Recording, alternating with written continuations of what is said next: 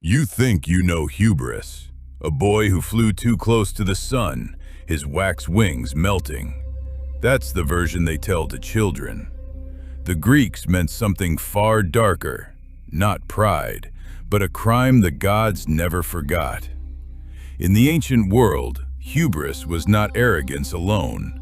It was the moment a mortal forgot the line between man and God and crossed it, sometimes with words, sometimes with blood.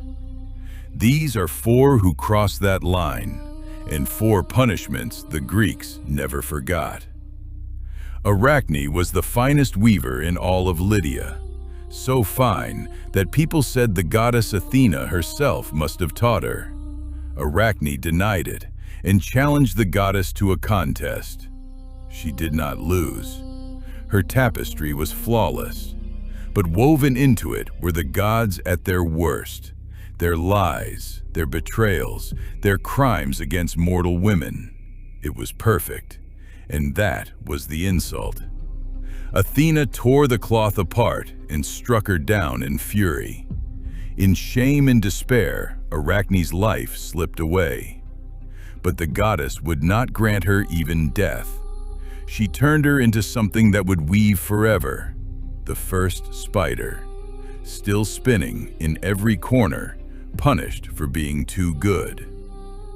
Niobe was queen of Thebes, and she had everything: wealth, a throne, and 14 children, 7 sons, 7 daughters. When the city gathered to honor the goddess Leto, who had borne only 2, Niobe laughed.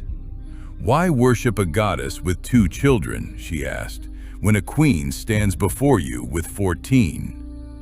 Leto's 2 children heard her, Apollo and Artemis, the archer gods. Apollo took the sons, one by one, as they rode and ran. Artemis took the daughters within the palace walls.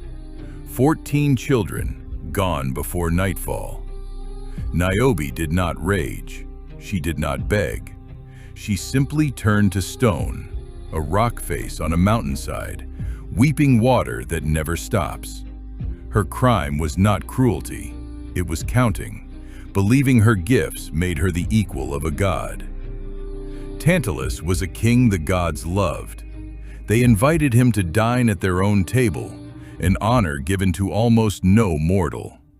He wanted to repay them, or perhaps he wanted to test them, to see if the gods were truly all-knowing. So he committed an act so dark the myths still shudder to name it, and served it to the gods as a feast. They knew at once. Every one of them recoiled, all but one, who ate unknowing.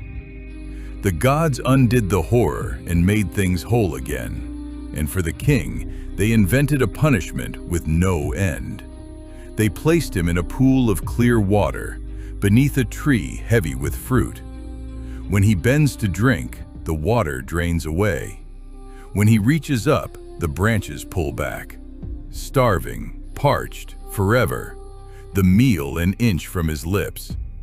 From his name, we have a word for it: to tantalize. You have likely never heard his name. Salmoneus, king of Elis. The others reached too high. Salmoneus did something no mortal had dared.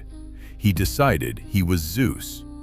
He built a chariot of bronze and dragged metal cauldrons across stone bridges, so the land would hear thunder when he passed. He hurled burning torches into the crowds and called them his lightning. He ordered his people to abandon their altars and worship him instead. The real Zeus watched a man wear his power like a costume. He did not transform him. He did not curse him. He drew a single true bolt of lightning and erased him.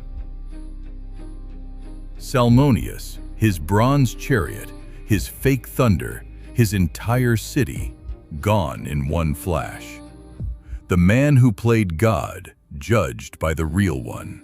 There was nothing left to bury. 4 mortals, 4 ways to cross the same line. Arachne, too gifted.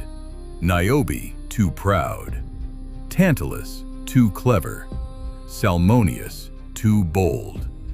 But the crime was always the same, forgetting they were human. The Greeks did not fear ambition. They feared the moment ambition forgot its limits. That was hubris. Not a sin of the heart, but of the boundary. And the boy with the wax wings? He was only the gentlest version of a much older warning. Reach too high, and something always pulls you back down.